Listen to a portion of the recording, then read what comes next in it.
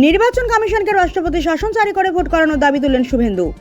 বছর ঘুরলে বাংলায় হাই ভোল্টেজ বিধানসভা নির্বাচন। রাজ্য বিধানসভার বিরোধী দলনেতা শুভেন্দু অধিকারী দাবি করলেন, বাংলায় রাষ্ট্রপতি শাসন জারি করে নির্বাচন করা হোক।